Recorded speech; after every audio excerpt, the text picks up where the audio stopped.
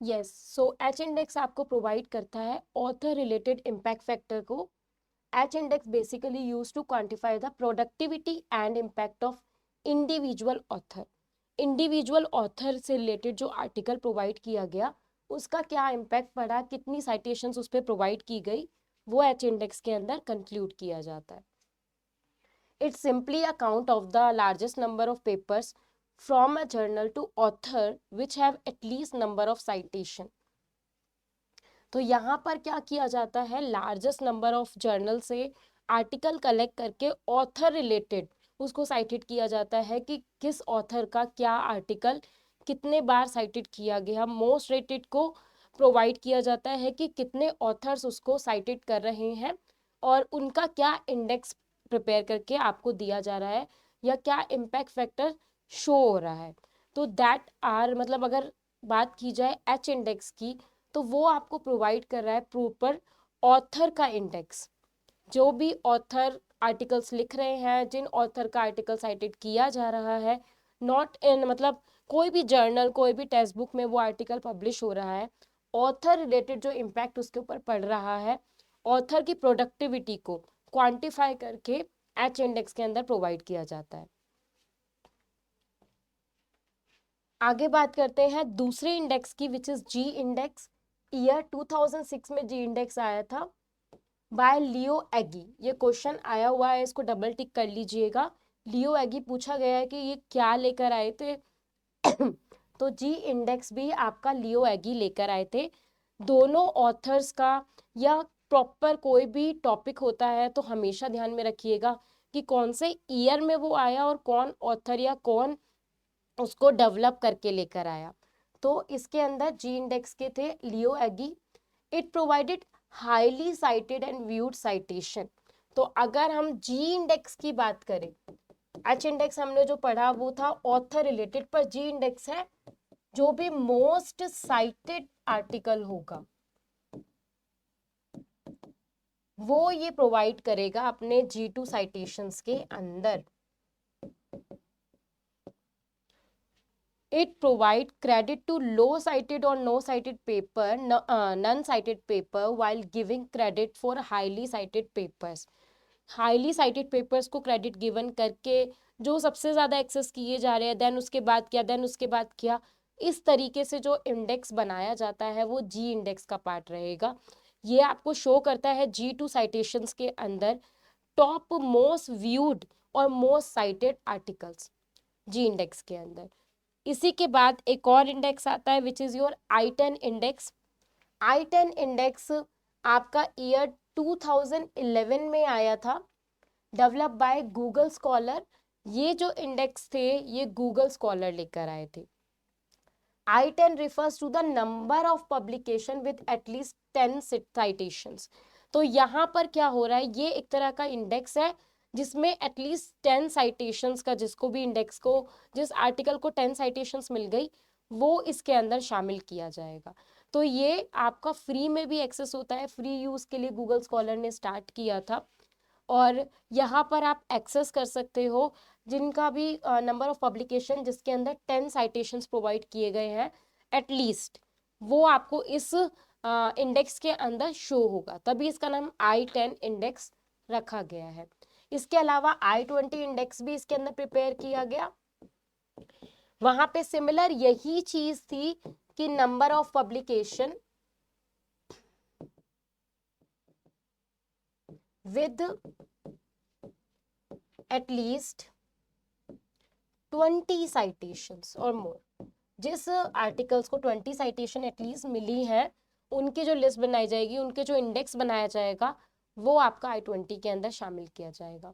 तो ये कुछ आपके इंडेक्स के फैक्टर्स थे या इंडेक्सिंग प्रोवाइड की गई थी जो कि हमने इसमें आज कंक्लूड की, इम्पैक्ट फैक्टर के अंदर पढ़ा। एक बार इसको रिव्यू कर लेते हैं कि क्या क्या आपने इस यूनिट में पढ़ा आज। इम्पैक्ट फैक्टर हमने आज स्टार्ट किया था रिसर्च मैथोलॉजी के अंदर। इम्पैक्ट फैक्टर क्या होता है, it's kind of an index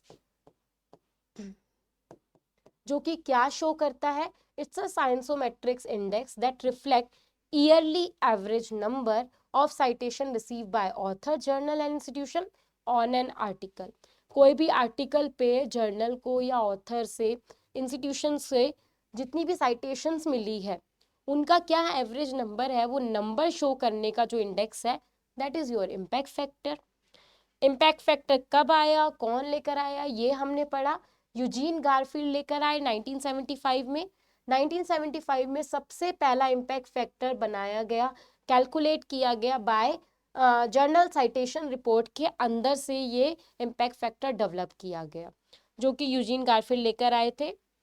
इसके अलावा हमने पढ़ा क्या क्या नीड्स है इम्पैक्ट फैक्टर की, to identify the most cited articles on their subject, to find collaboration with researchers regarding their work by discovering the citation, to find out the most cited articles related to any field, या to find out the trends in their research field area by looking impact factors. impact factors की मदद से जो भी researchers होता है उसको पता चल जाता है कि उसकी रिस्पेक्टिव फील्ड्स, जो भी इसका रिस्पेक्टिव सब्जेक्ट है या प्रॉपर टॉपिक है, उस पर क्या क्या आर्टिकल्स हो चुके हैं, कितनी साइटेशंस प्रोवाइड हो गई है, कौन कौन रिसर्चर्स उसमें लगे हुए हैं, रिसर्च इन प्रोग्रेस चल रही है, या अगर उसको कोलैब करना है वो उसके अंदर कर सकता है, उसको मोस्ट रिव्यूड या मोस्ट साइटेड आर्टिकल देखना है तो भी वो इम्पैक्ट फैक्टर को एक्सेस कर सकता है। तो it's a very beneficiary for researchers. तो इसलिए रिसर्चर्स इम्पैक्ट फैक्टर का एक्सेस करते हैं।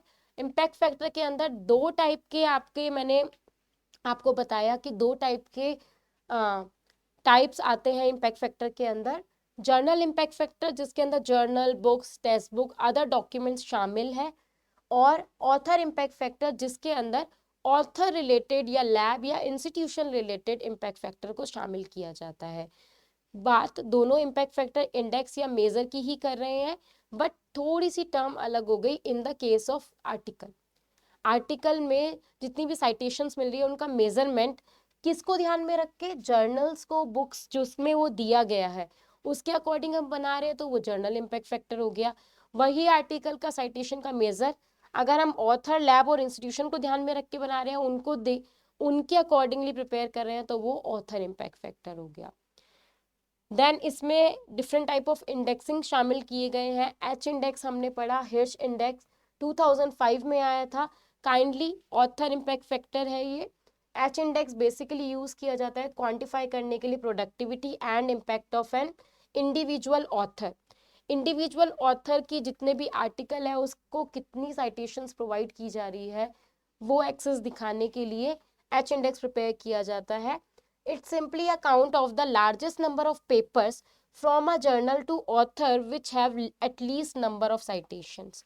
जिसकी भी जितनी भी citations उसके अंदर प्रोवाइड है, जितने भी पेपर्स उस ऑथर ने लिखे हैं, चाहे कोई भी जर्नल में लिखे हो, वो सारा आपको एक ही इम्पैक्ट फैक्टर के अंदर मिल जाएगा, वो है एच इंडेक्स इम्पैक्ट फैक्टर।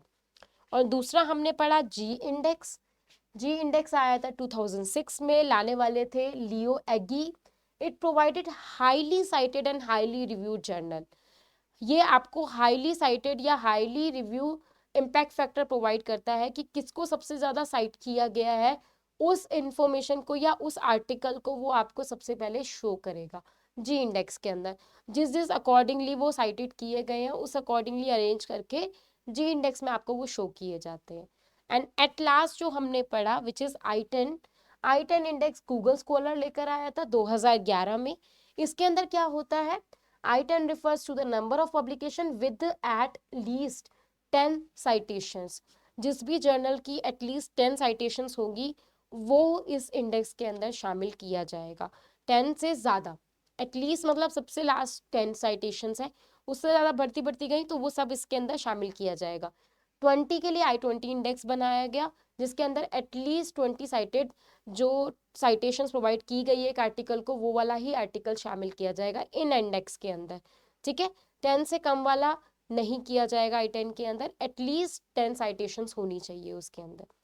तो ये थे आपके इम्पैक्ट फैक्टर, एक और इम्पॉर्टेंट टॉपिक जो कि रिसर्च मैथोलॉजी के अंदर जुड़ गया है और जुड़ा हुआ है, क्वेश्चंस इसके ऊपर आए हुए हैं, और भी डिफरेंट तरीके से इनके ऊपर क्वेश्चन डेवलप करके आ सकते हैं, क्योंकि ये टॉपिक ऐसा नहीं है कि आपको एक सिमिलर टॉपिक ही मिलेगा, एक सिमिलर ही चीज़ हमेशा पूछी जाएगी, नहीं।